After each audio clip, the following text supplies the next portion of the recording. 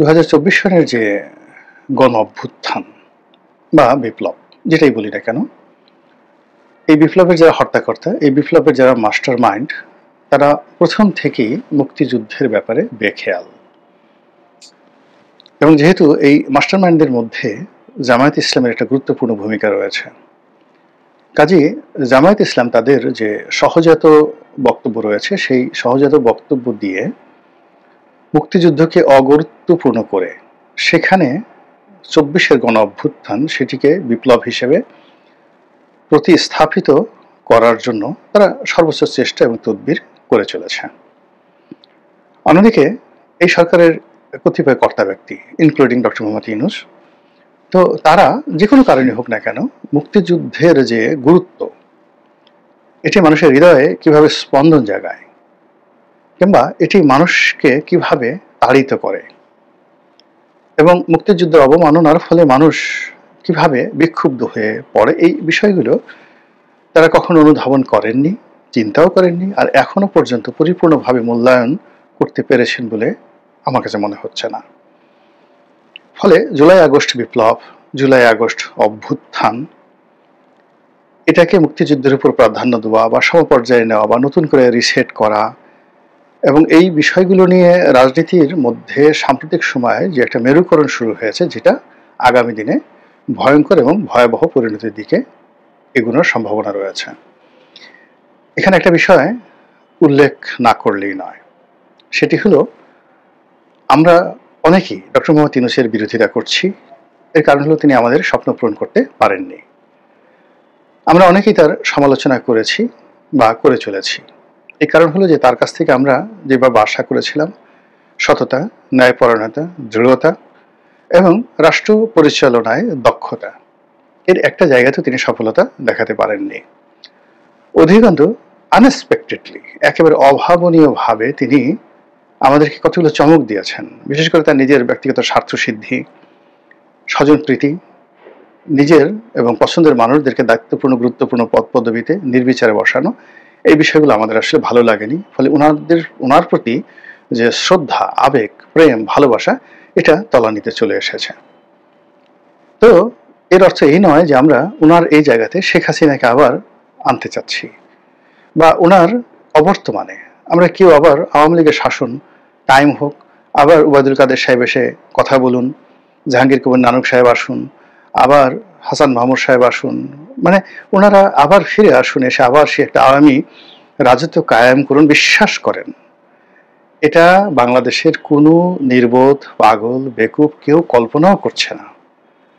ফলে যারা ইউনূস বিরোধিতা করছেন তাদেরকে আওয়ামী ট্যাগ দেওয়া এবং তাদেরকে আওয়ামী লীগের লোকজন মনে করা, এই সরকারের যারা লোকজন রয়েছেন তাদের একটা বিরাট ব্যর্থতা, বিরাট দুর্বলতা। আশা করি তারা এই জিনিসগুলো করবেন না বা সতর্ক হবেন এবং তাদের আপনজন যারা অনেকেই হয়তো তাদের বিরোধিতা করছেন কেবলমাত্র ক্ষোভের কারণে, অনেকে লোভের কারণে, অনেকে অপ্রাপ্তির কারণে, অনেকে দেশপ্রেমের কারণে, নানা কারণে, এই বিষয়গুলো যদি তারা অন্তর্দৃষ্টি নিয়ে দেখেন তাহলে মানে অনেকগুলো মানুষদেরকে তারা জোর করে যেভাবে আওয়ামী লীগের দিকে ঠেলে দেওয়ার চেষ্টা করছেন, এতে করে সরকারের হাত দুর্বল হচ্ছে এবং আওয়ামী লীগের হাত শক্তিশালী হয়ে যাচ্ছে।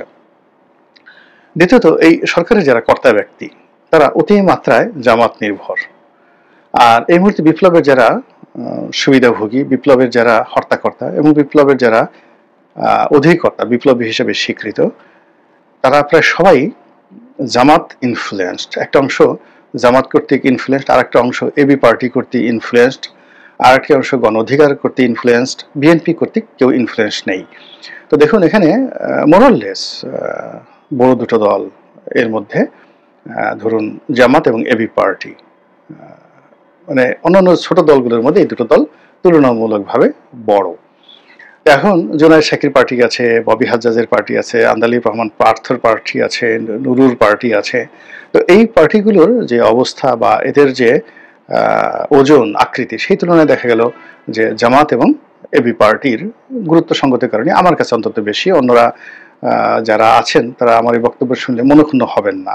এর কারণে ব্যক্তিগতভাবে আমি কাউকে ছোট বড় করছি না। তো বড় করছি না এই কারণে যে আমি যেভাবে দেখতে পাচ্ছি যে ডক্টর মোহাম্মদ ইউনূস যেভাবে মজিবুর রহমান মঞ্জুকে পাত্তা দিচ্ছেন, সেনাপ্রধান যেভাবে তাকে ফোন করছেন, বিএনপির তারেক রহমান সাহেব যেভাবে মঞ্জু সাহেবকে পাত্তা দিচ্ছেন, জামাতের আমিরকে পাত্তা দিচ্ছেন, জামাতের সেক্রেটারি জেনারেলকে পাত্তা দিচ্ছেন, এমনকি জামাতের মুখপাত্র হিসেবে পরিচিত ৩-৪ জন লোক যেভাবে আমাদের এই সমাজে দাপট দেখাচ্ছেন, ঠিক ওইভাবে আমি যে নামগুলো বললাম অন্যান্য যে রাজনৈতিক দল তারা হয়তো অনেকেই যোগ্যতার সম্পন্ন, আমি যা মানে মুজিবুর রহমান মঞ্জু, জামাতের আমির, কিংবা ধরুন এদের যদি ধরেন ব্যক্তিগত অবস্থা, পারিবারিক অবস্থা, টাকা পয়সা, শিক্ষা দীক্ষা, এর চাইতে হয়তো অনেকে বলতে পারেন যে আমার তো শিক্ষা বেশি, আমার বাবা মন্ত্রী ছিলেন, প্রার্থী বলতে পারে, আমার খালা অমুক, আমার শ্বশুর অমুক, তো সেই তুলনায় জামাতের আমির সঙ্গে আমার তুলনা করা হবে কেন? কিন্তু বাস্তবতা হলো যে এখন প্রেক্ষাপটে ডক্টর মোহাম্মদ ইউনূস ক্ষমতার কেন্দ্রে, আমলাতন্ত্রে, এবং এখন যেটা কিংস পার্টি রয়েছে সেই কিংস পার্টি যাদেরকে গুরুত্ব দিচ্ছেন সেই গুরুত্বের মধ্যে এবি পার্টি এবং জামাত, আমি যাদের নাম বললাম তাদের সাথে আমাদের দৃষ্টিতে মনে হচ্ছে তারা বেশি গুরুত্ব পাচ্ছে সরকারি অফিস আদালতে কাজকর্মে। এখন যেটা বলতে চাচ্ছি সেটা হলো যে জোনায়েদ শেখের পার্টি, পার্থর পার্টি কিংবা ববি হাজ্জাজের পার্টি, এই পার্টিগুলো সরাসরি মুক্তিযুদ্ধ বিরোধী নয়, এমনকি তারা আওয়ামী লীগের ঘোরতর শত্রু নয়। তারা আওয়ামী লীগের সমালোচনা করে, কিন্তু তাদের পরিবারের মধ্যে, দূরতম আত্মীয় স্বজনের মধ্যে, নিকট আত্মীয়ের মধ্যে অনেকেই আওয়ামী লীগ করে, ফলে তাদের একটা পারিবারিক সম্পর্ক রয়েছে। তারপরে বাম ঘরানার যে রাজনৈতিক দলগুলো রয়েছে তাদের সঙ্গে আওয়ামী লীগের শত্রুতা নয়, কিন্তু জামাত এবং এবি পার্টি এরা কোনো অবস্থাতে আওয়ামী লীগের বন্ধু নয়, এদের সঙ্গে আওয়ামী লীগের কোনো আত্মীয়তা নাই, এবং অনেক ক্ষেত্রে এদের মধ্যে শত্রুতা রয়েছে। দ্বিতীয়ত, আগামীতে যদি আওয়ামী লীগ ক্ষমতা আসে তাহলে এই দুটো দলই সবচেয়ে বেশি ক্ষতিগ্রস্ত হবে এনসিপি এবং ডক্টর মোহাম্মদ ইউনূসের পরে। ফলে কি হলো, এদের মধ্যে একটা বন্ড গড়ে উঠেছে, এনসিপি, জামাত এবং ডক্টর মোহাম্মদ ইউনূস। আর সেই বন্ডের কারণে অন্যান্য যে রাজনৈতিক দলগুলো যারা এনটি বিএনপি বা বিএনপির সঙ্গে, যেমন পার্থর বিএনপির সঙ্গে ভালো সম্পর্ক রয়েছে, ওটা আসলে রসায়নটা হচ্ছে না। তো মূল প্রসঙ্গে যেটা আসি যে এই 3টি বা 4টি শক্তি, অর্থাৎ ডক্টর মোহাম্মদ ইউনূস এবং তার উপদেষ্টা মণ্ডলী একটা শক্তি, কিংস পার্টি হিসেবে এনসিপির একটা শক্তি, আর জামাতের একটা শক্তি। এখন এই 3টে শক্তির মধ্যে একেবারে সুপ্রিম টাকার দিক দিয়ে, অভিজ্ঞতার দিক দিয়ে, রাজনীতির প্রক্রিয়ার দিক দিয়ে 1 নম্বরে হচ্ছে জামাত। আর জামাত 1 নম্বরে থাকার কারণে তাদের যে আইডিওলজি, তাদের যে চিন্তা, তাদের যে ধ্যান, তাদের যে ধারণা, এই জিনিসগুলি মূলত অন্যের উপরে এস্টাবলিশড হয়ে যাচ্ছে। 2 নম্বর হলো এবি পার্টিতে যারা আছেন, বিশেষ করে সভাপতি মুজিবুর রহমান মঞ্জু, আপনারা জানেন যে উনি শিবিরের সভাপতি ছিলেন এবং সফলতম সভাপতি, এবং জামাতের যে কজন মেধাবী লোক ছিলেন তাদের মধ্যে অন্যতম মীর কাসেম আলী সাহেব ছিলেন, উনি মীর কাসেম সাহেবের একেবারে রাইট হ্যান্ড ছিলেন। ফলে শিবিরের রাজনীতি, জামাতের রাজনীতি, মানে শিবিরের জামাতে যে কজন লোক রয়েছেন খুব ভালো জানেন, তাদের মধ্যে মঞ্জু অবশ্যই ভালো জানবেন। দ্বিতীয়ত, তিনি সেখান থেকে বের হয়ে এসে যখন এবি পার্টি করলেন, তো সেই এবি পার্টির মধ্যেও তিনি ইচ্ছা করলে তার যে জামাতের শিক্ষা, তারপরে জামাতের নীতি আদর্শ, জামাতের অ্যাটিটিউড, জামাতের চেহারা ছুড়ো, জামাতের দাড়ি স্টাইল, মুচকি মুচকি হাসি, কথা বলা, রাগ না হওয়া, এই জিনিসগুলো মঞ্জু সাহেবের রয়েছে। ফলে মুজিবুর রহমান মঞ্জু এবং তার যে সেক্রেটারি সেই ব্যারিস্টার ফুয়াদ, এদের মধ্যে আকাশ পাতাল ডিফারেন্স। ফুয়াদ হয়তো কখনো শিবির করেনি, ফলে ফুয়াদ চোখ গোল গোল করে রাগ হয়ে হাত ঝুলিয়ে যেভাবে কথা বলেন ওভাবে কিন্তু ডাক্তার মাসুদ বলেন না, ওভাবে হামিদুর রহমান আজাদ বলেন না, সেলিম উদ্দিন বলেন না। তো যার জন্য কি হলো, কিন্তু মঞ্জু সাহেবের কথা যদি আপনি ধরেন, মঞ্জু সাহেবের কথা আর জামাতের অন্যান্য নেতাদের কথার মধ্যে 19 এবং 20 পার্থক্য। কিন্তু যেহেতু মঞ্জু সাহেব এই পার্টির প্রতিষ্ঠাতা, বাকি সময় বিভিন্ন সময়, একটা সময় উনি সেক্রেটারি ছিলেন, কাউকে সভাপতি বানিয়েছিলেন, আবার উনি সভাপতি হয়েছেন, কাউকে সেক্রেটারি বানিয়েছেন, এটা বলতে গেলে উনারই ইচ্ছা। ফলে উনার যে দৃষ্টিভঙ্গি, চিন্তা চেতনা, তার মধ্যে জামাতের গন্ধ, জামাতের প্রেম, ভালোবাসা, দৃষ্টিভঙ্গি থাকবে, এবং মুক্তিযুদ্ধের ব্যাপারে জামাতের যে চিন্তা, ওটার একটা মডারেট চিন্তা হয়তো তিনি করবেন।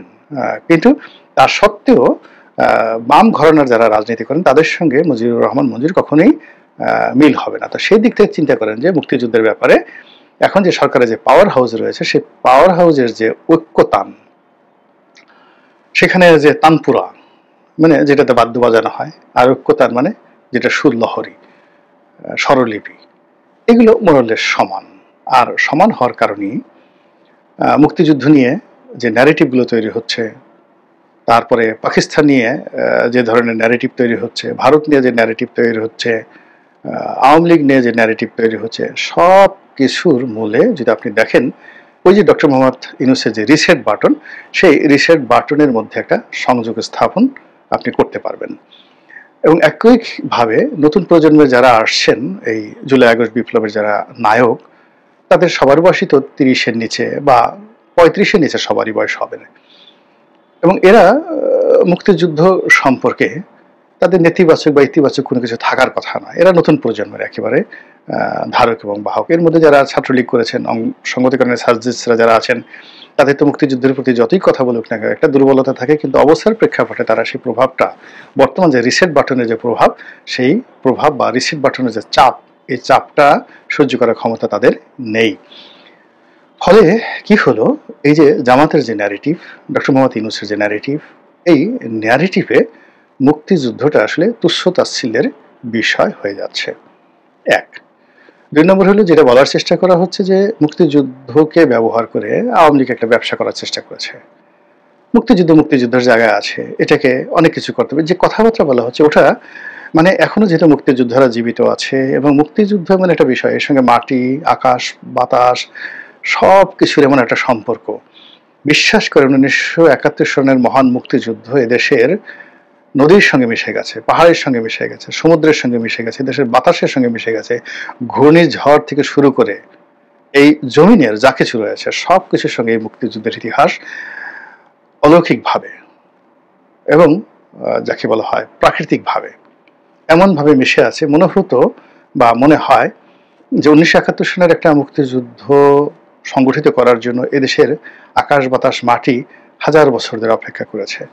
আর এই মুক্তিযুদ্ধের ইতিহাসকে সংরক্ষণ করার জন্য, রক্ষা করার জন্য এদেশের জমিন, এদেশের আকাশ, বাতাস, মাটি অতন্ত্র প্রহরীর মতো এখানে দাঁড়িয়ে আছে। ফলে এই জমিনে মুক্তিযুদ্ধকে যদি কেউ কটাক্ষ করে, সঙ্গে সঙ্গে বাতাস থেকে এমন একটা চাপ আসে, মানুষের মন আন্দোলিত হয়ে যায় মুক্তিযুদ্ধের পক্ষে। মাটি এমনভাবে এখান থেকে ওয়েভ দিতে থাকে যে মাটির উপর দাঁড়ানো প্রাণী সে মুক্তিযুদ্ধের ব্যাপারে আবেগপ্রবণ হয়ে পড়ে। ফলে এই মুক্তিযুদ্ধ নিয়ে গত 1 বছরে যা কিছু করার চেষ্টা করা হয়েছে, প্রকৃতি এখানে রিভেঞ্জ নিয়েছে, প্রকৃতি এখানে প্রতিশোধ নিয়েছে। আপনি চিন্তা করেন, ঢাকা বিশ্ববিদ্যালয়, সেখানে এই যে 5 তারিখে, আগস্ট মাসের 5 তারিখে, সেখানে তারা জামাতে যারা লোকজন রয়েছে একটা প্রদর্শনীর ব্যবস্থা করলো এবং যে সকল জামাত নেতা আওয়ামী জমানাতে বিচারের শিকার হয়ে ফাঁসিতে ঝুলেছেন, মৃত্যুবরণ করেছেন, জামাত যেটা বোঝানোর চেষ্টা করেছে যে এদের প্রতি অন্যায় করা হয়েছে, অবিচার করা হয়েছে, ইত্যাদি ইত্যাদি, না কিছু। কিন্তু ওই মাটি, বিশ্ববিদ্যালয়ের মাটি এমনভাবে বিক্ষুব্ধ হয়ে গেল, বিশ্ববিদ্যালয়ের আনাচে কানাচে এমনভাবে বাতাস প্রবাহিত হতে শুরু করলো যে কোত্থেকে যেন বিপ্লবীরা চলে এলো, কোত্থেকে যেন বিদ্রোহীরা চলে এলো, কোত্থেকে যেন যাকে বলা হয় বিক্ষোভকারীরা চলে এলো, এবং তারা এমনভাবে মুক্তিযুদ্ধের পক্ষে স্লোগান দিল এবং রাজাকার আলবদরদের বিরুদ্ধে এমনভাবে স্লোগান শুরু করলো যেটা জামাত এবং শিবির এই সময়টাতে, বিশেষ করে 2025 সনের আগস্ট মাসের 5 তারিখে তারা কল্পনা করতে পারেনি। এবং পরিস্থিতি যে নিয়ন্ত্রণের বাইরে চলে গেল, তার ফলে কি হলো, যারাই এই ছবিগুলো টানিয়েছিলেন তাদেরকে সেই ছবি সরাতে হয়েছিল। এটা যাকে বলা হয় একটা রেড কার্ড। এই সময়টিতে যখন জামাত নির্বাচন করতে চাচ্ছে, ডাকসুতে জয়লাভ করতে চাচ্ছে, সারা দেশে পিআর পদ্ধতি করতে চাচ্ছে, সরকারের উপর প্রভাব বিস্তার করতে চাচ্ছে, বিএনপিকে পরাজিত করতে চাচ্ছে, তখন সেখানে অনাহূত কতগুলো বিষয় যেগুলো প্রয়োজন নয় সেগুলো সামনে আনা, প্লাস ইতিহাসের যে সমস্ত বিষয়গুলো সেটেল হয়ে গেছে, একেবারে সেটেল হয়ে গেছে, সেই সেটেল বিষয়গুলোকে আবার নতুন করে আনসেটেল করে নাড়াচাড়া করার মতো নির্বুদ্ধিতা আর হতে পারে না। আমি ব্যক্তিগতভাবে আমার নিজের জীবনে যেখানে দেখেছি যে আমি প্রয়োজন নেই, যে বিষয়ের প্রয়োজন নেই সে বিষয়গুলো করতে যখন গেছি তখন সেখানে দুর্গতি এসেছে। অথবা যেখানে রাতারাতি হিরো হওয়ার চেষ্টা করেছি, আমার দরকার নেই হিরো হওয়ার, আমি হিরো হওয়ার চেষ্টা করেছি, সেখানে আমার দুর্দশা এসেছে। আবার দেখা গেল যে একটা ধ্রুব সত্য, প্রতিষ্ঠিত সত্য, সেটার উপরে আমার কাছে মনে হয়েছে আমি এটার সাথে একটু বেশি বুঝি, একটা কাস্টম তৈরি হয়ে গেছে। তো একটা কাস্টম তৈরি হয়ে গেছে, একটা প্রথা তৈরি হয়ে গেছে, কিন্তু আমার কাছে মনে হয়েছে এই প্রথাটা ঠিক নয়, আমি যেটা জানি ওটাই ঠিক, আমি এই বই পড়েছি, ওই ইতিহাস জেনেছি, এটাই হলো সত্যিকার ইতিহাস। এখন সেই সত্যিকার ইতিহাসটা অনেক ক্ষেত্রে বাস্তবে সত্য হওয়া সত্ত্বেও সেটা যখনই বলার চেষ্টা করেছি, করার চেষ্টা করেছি, অমনি সেখানে দুর্ভোগ এবং দুর্দশা নেমে এসেছে। এবং এই কারণে কি হলো, ব্রিটিশ যে কনস্টিটিউশন এটা অলিখিত, এবং ব্রিটিশ যে কনস্টিটিউশন সেটার একটা বিরাট যে উৎস সেটা হলো কনভেনশন, প্রথা। অর্থাৎ ওই সমাজে শত বছর, হাজার বছর ধরে যে সকল প্রথাগুলো চালু রয়েছে ওটা হলো ওই দেশের সর্বোচ্চ আইন, সাংবিধানিক আইন। কাজে একটা দেশে প্রথা, যে প্রথা সমাজে প্রচলিত, যে সকল গল্প উপকথা সমাজে প্রচলিত খুবই জনপ্রিয়। আপনি বিশ্বাস সিন্ধুতে কারবালা সম্পর্কে যে সকল ঘটনা বলা হয়েছে, আপনি জানেন যে এটার সঙ্গে ইতিহাসে কোনো মিল নেই, কিন্তু ওটা নিয়ে একটা সমালোচনা করে দেখেন, মুহূর্তের মধ্যে কিয়ামত হয়ে যাবে। তো কাজেই মুক্তিযুদ্ধ নিয়ে আমাদের একটা আবেগ রয়েছে, অনুভূতি রয়েছে, এটাকে আলাদাভাবে সম্মান করা, মর্যাদা দেওয়াই বুদ্ধিমানের কাজ। এর সঙ্গে আওয়ামী লীগকে জড়ানো, তারপরে আওয়ামী লীগকে ছোট করতে গিয়ে মুক্তিযুদ্ধকে ছোট করার যে চেষ্টা, এটা কত বড় যে বিপর্যয় ডেকে নিয়ে আসবে, এখন যারা রিসেট বাটনে চাপ দিতে চাচ্ছেন তারা কল্পনাও করতে পারছেন না। কাজেই সংঘাত আমরা চাই না।